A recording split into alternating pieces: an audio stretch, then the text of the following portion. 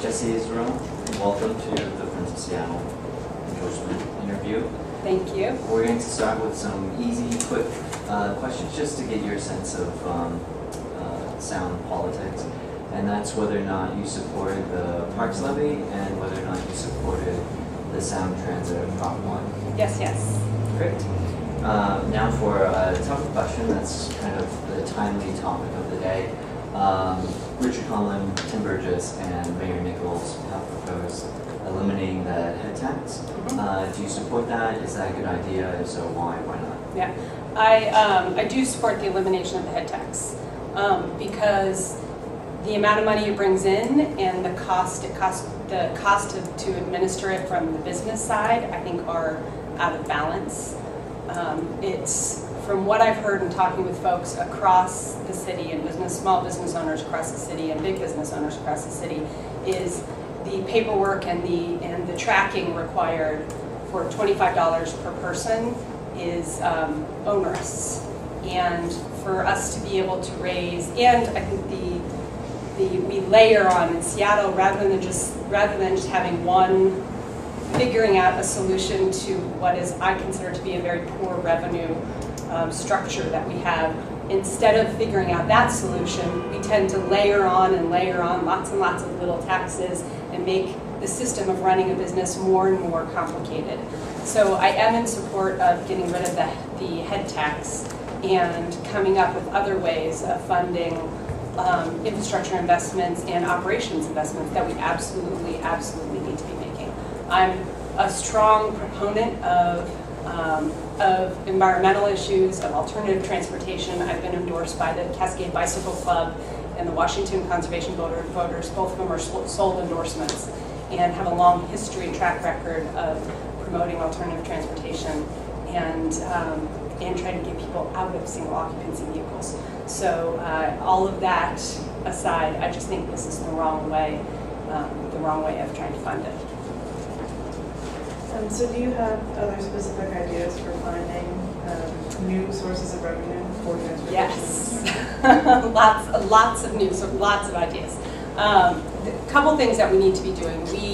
Similar to how we deal with taxes, for business taxes, where we layer upon layer, we do the same thing when it comes to budgeting, where we have our status quo budget, and over the years we just keep adding a little bit more. So I think, aside from revenue, I think we need to make sure that we are being very clear with our budget and kind of revamping our budget process.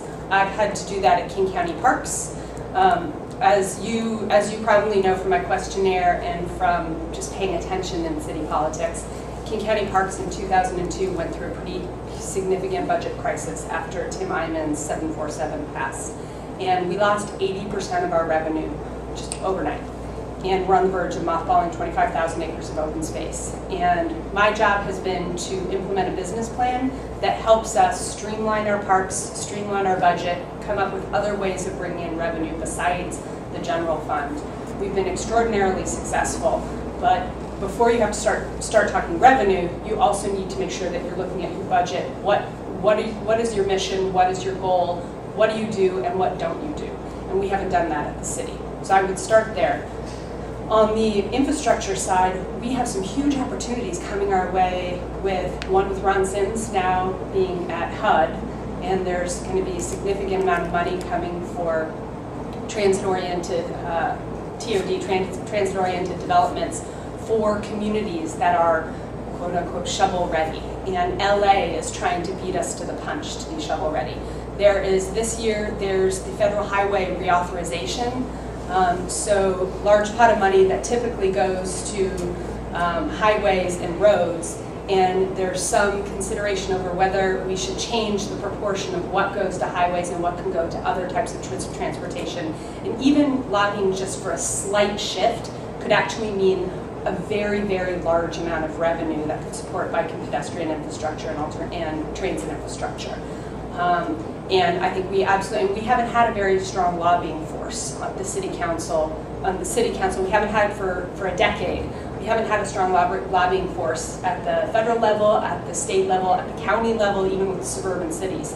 And that needs to change if we're going to be able to take advantage of those types of revenue. In terms of pots of gold aside, the pedestrian pathways of our neighborhoods. Yeah. And many of the neighborhoods have been grossly underserved.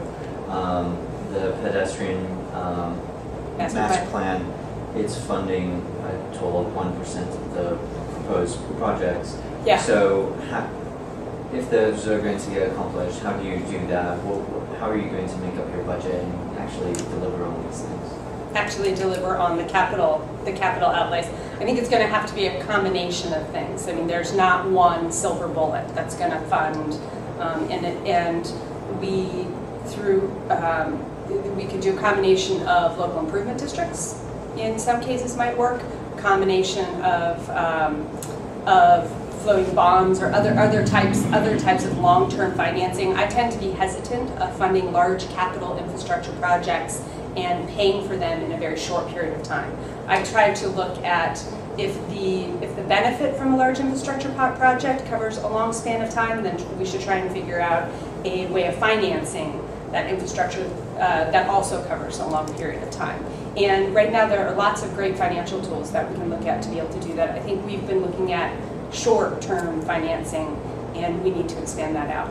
Speaking of long-term growth, Seattle is a growing city. Yeah. And where do you suggest we put the new residents of Seattle, and where do you suggest we don't put them? Yeah, so Puget Sound Regional Council estimates that 1.7 million people will be moving to our region in the next 20 years, the 3-county region. And for us to be able to take that kind of growth and maintain a commitment to growth management, which I am personally committed to. I come from a background of working in parks and supporting the environment and trying to build, dense, walkable urban communities that are livable for families. And for us to be able to maintain open space and farmland outside the city, it means we need to be building very smart inside the city. It means partnering with, it means putting new homes and new residences around infrastructure. Transit-oriented development, making sure that we are building smart around our new light rail stations, making sure that we're building smart and compact walkable communities in our urban centers, which we've already targeted for density. Northgate, South Lake Union, downtown, University District, and Capitol Hill have been targeted for density, and yet we continue to back off when the rubber hits the road, when we're actually looking at building something. We also need to be looking at our urban villages. If we're going to protect single-family homes and protect the character of our neighborhoods, we need to make sure that we are being very thoughtful about building in our urban centers and urban villages and around our transit stations, and making sure that we're not making the wrong decision, because the wrong decision now gets us to what I call, and I think I've made up this term, inverted density, like an inverted triangle, so if you have a transit center, if we build too low now, if we build 2-story buildings around that, we're still going to need all of that housing. It just means we're going to have to build up around there. So rather than having kind of the typical density, which it gets taller as you get closer to the epicenter of the transit station, then it would go the wrong way. And that's really what I see is going to destroy our neighborhoods in Seattle. And that's one of the reasons why I'm running and why I'm running in this seat, and why I'm running now. The decisions that are going to be made over the next 4 years are critical for us growing right in Seattle. And I know you guys understand that, but there are, it's a surprising number of people that don't see the relevance of what the City Council does. And I think it's important to have folks on the council who have the long term in mind, and folks on the council who are making tough decisions and might have to, I'm walking into this knowing I might have to take it in the chin a couple times, but to make the right decisions for Seattle is going to require that.